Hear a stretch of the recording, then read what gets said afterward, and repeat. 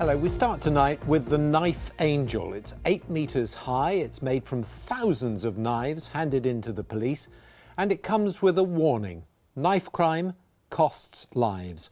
Written on the wings of the angel are messages from families who have lost somebody to knife crime.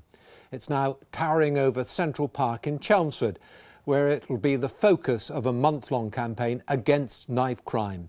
In a moment, we'll hear from the artist who made it, first to Chelmsford and to Joseph Hall. Joseph. Stuart, thank you. And here it is.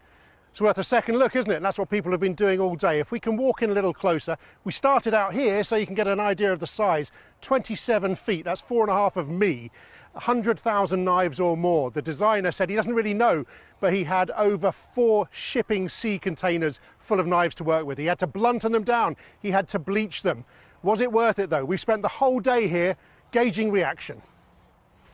It's attracting a fair amount of interest, and that's the point. A highly visual piece of art designed to provoke conversation. It's a huge blessing to have it here. It's a privilege, a privilege as in a unique opportunity to get conversations started that really need to be started around youth violence, knife crime and street violence. Knife crime is prevalent at national and local level. Essex has seen its fair share over the years. This mother asked to remain anonymous. My son was drawn into gang culture, gang life, was exploited and has now been involved in a stabbing where a man died, and he's now serving a life sentence. So I'm assuming you welcome having this angel here then. What does that mean to you? I think it's a really, really positive thing to have in the city of Chelmsford. It's going to get conversations going that need to be had about knife crime, about gang affiliation and what's going on with the youth of today, and about trying to make positive choices. Jo's come from Clacton to see if she can find her brother's name inscribed on one of these blades. He was stabbed to death 7 years ago.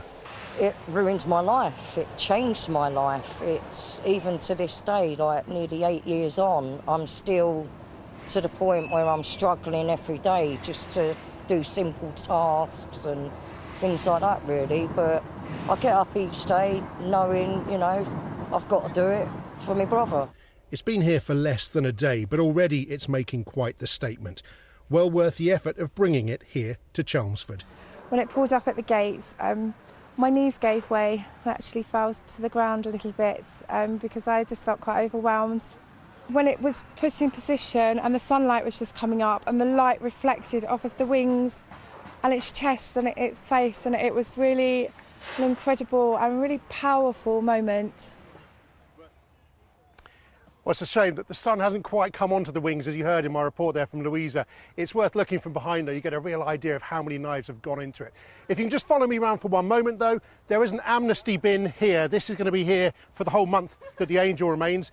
Chelmsford also has 2 amnesty bins in the city centre. So if you've got a knife and you shouldn't, you can bring it back here, put it through the slot. There will be no questions asked. Stuart. Joseph, thank you very much indeed. So why an angel? The man who made it is Alfie Bradley. I decided to create an angel because I thought that was the best thing to do, really, symbolically, because so many lives have been lost through knife crime, and I think it just represents all the lives lost through knife crime and through violence. And is it made up just of the knives, or have you melted them down in any way? So the body is the full knife with the handle, so I could use the colours to attract the eye. On the wings, it's just the blades fanning out. So, yeah, it's mostly that. For the hands and face, I've used bits of blades melted together. Yeah. And on the angel, you have some inscriptions, which are very important. Yeah. So I've invited any family that's lost anyone through knife crime to give me a personal message they wish to have on the angel for the lost ones. So that was the hardest part. It wasn't the building of the angel. It's getting so close with a lot of the families and realising how damaging it's been for them and writing all those engravings on the angel. And what do you hope that people will think when they see your angel? Well, so far the feedback I've had, once you stood under the angel and you see the hands standing out asking why why are you doing this? What is the point? And you read the messages, everyone comes to the same conclusion, that it's absolutely horrible and devastating, and that you need to stop doing it. Do you think a lot of those people who carry knives will be the ones who come and look at the Angel, or do you think that they will think nothing to do with me? Oh, 100% they'll come and see it and read the messages.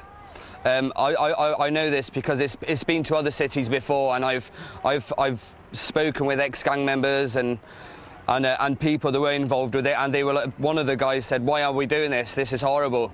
Reading one of the mother's messages, so yeah, I know it works 100%. It's a stunning statue. Thank you so much for bringing it to the region, and thank you for talking to us. No, thank you very much. Now, this week in Look East, we're looking at shortages. The Road Haulage Association, for example, says there aren't enough drivers. Supermarkets have been struggling to fill the shelves, and some pubs have even run out of beer. Well, now it seems the delivery of some flu vaccines are being held up as well. Appointments are being cancelled and walk-in clinics postponed. Here's Richard Daniel. The COVID vaccination programme has been